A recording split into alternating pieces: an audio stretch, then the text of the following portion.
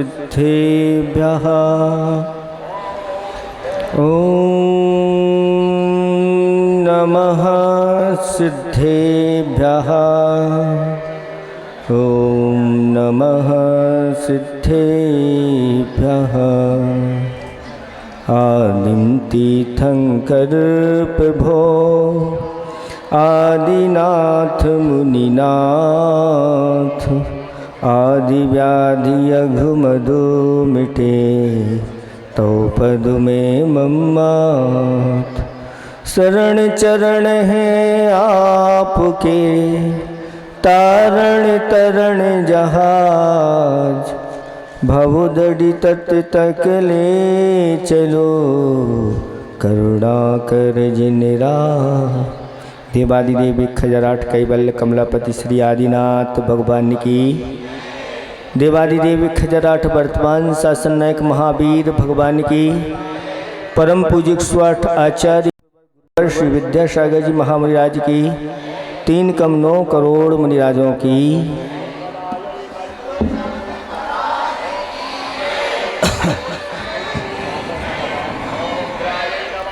धर्म स्नेही भवात्माओं, अभी विगत 3 दिनों से आज चौथा दिन है और आप देख रहे हैं कि जिन्होंने पूर्व में तीर्थंकर प्रकृति का वंद किया 16 कारण भावनाओं के माध्यम से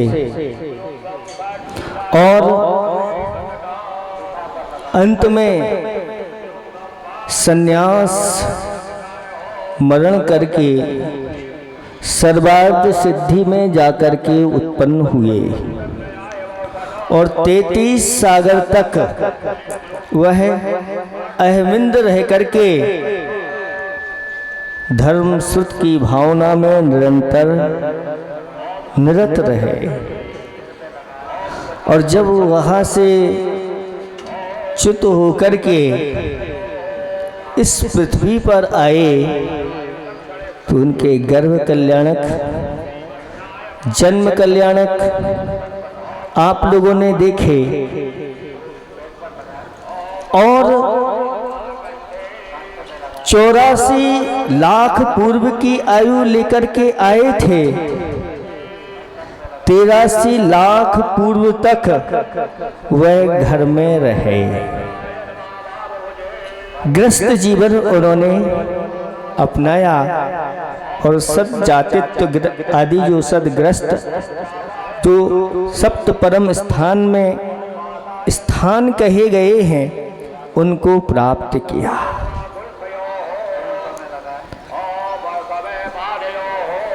कब इतना समय निकल गया पता नहीं चला। जब सुखपूर्वक समय व्यतीत होता है तो पता नहीं चलता कब निकल जाता है। अब वैराग्य उनके लिए हो तो कैसे हो। शरीर उनके लिए ऐसा निर्मलता जिनके शरीर में है, मलमूत्र उनके होते नहीं, पसीना आता नहीं, बाल सफ़ेद होना नहीं, झुर्रियाँ शरीर में आना नहीं। अब वैराग्य कैसे हो। भोगों की कोई कमी नहीं, स्वर्ग से सारी पूर्तियां उनकी होती चली जा रही है। अब वैराग्य हो तो कैसे हो कि शरीर को देख करके वैराग्य हो जाता है, बाल सफ़ेद हो जाते हैं तो वैराग्य हो जाता है।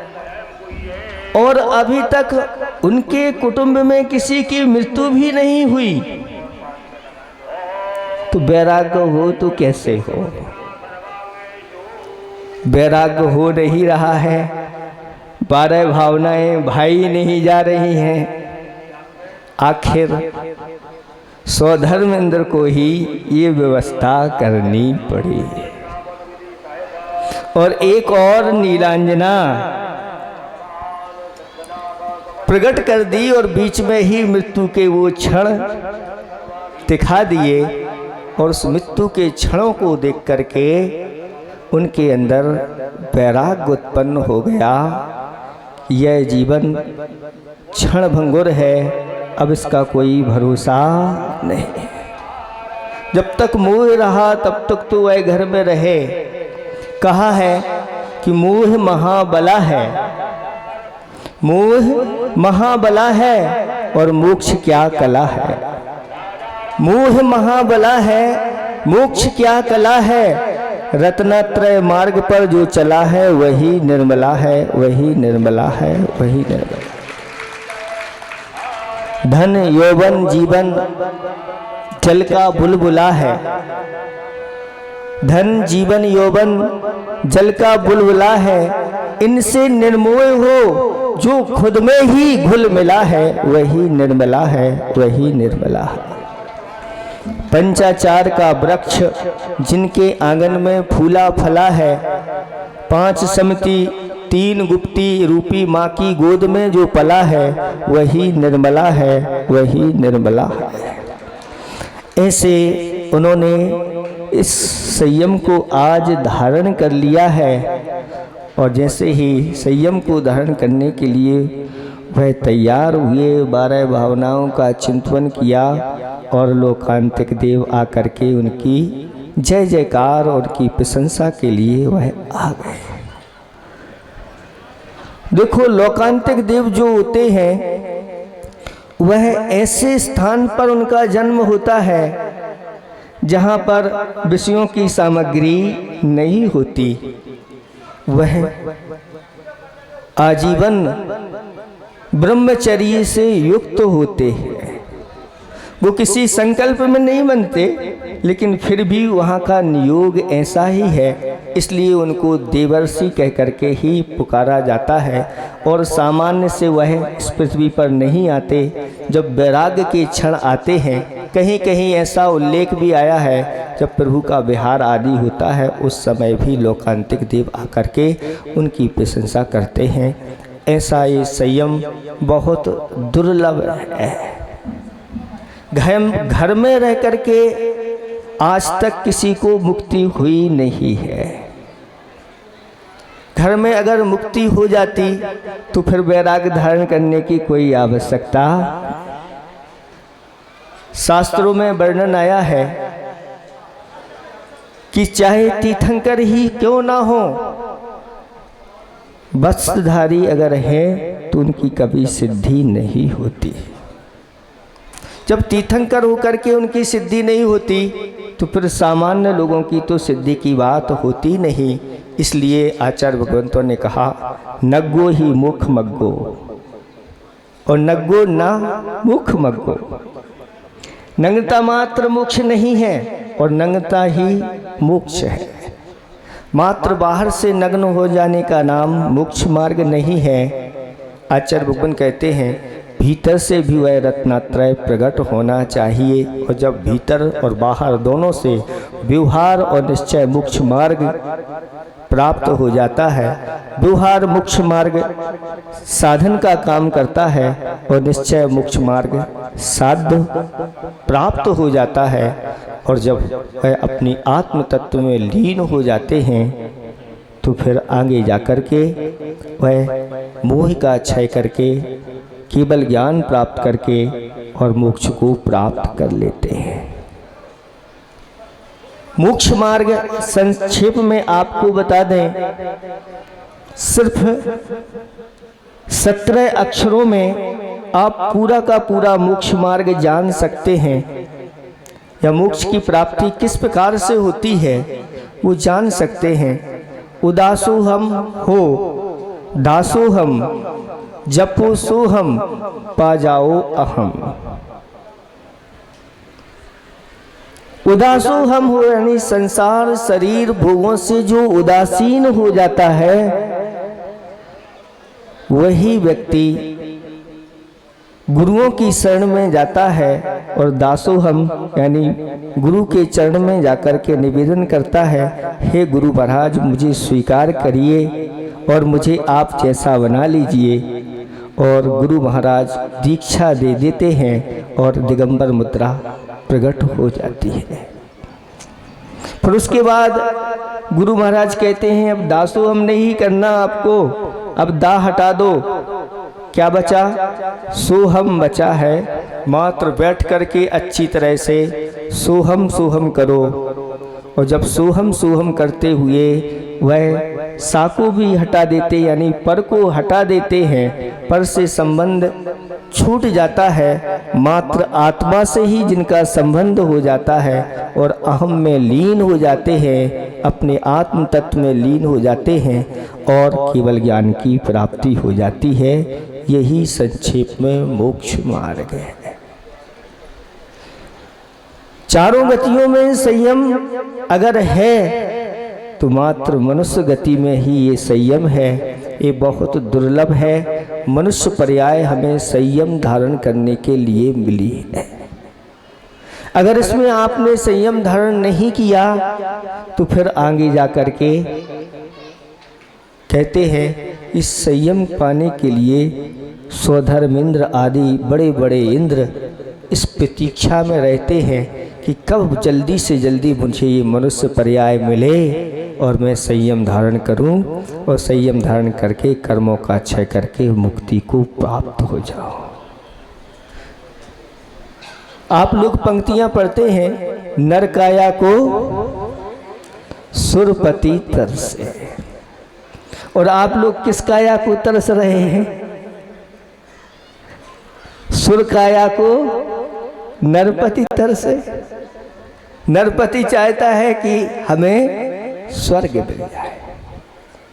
वास्तव में अभी यहाँ से मोक्ष मार्ग तो है, लेकिन मोक्ष की प्राप्ति नहीं होती।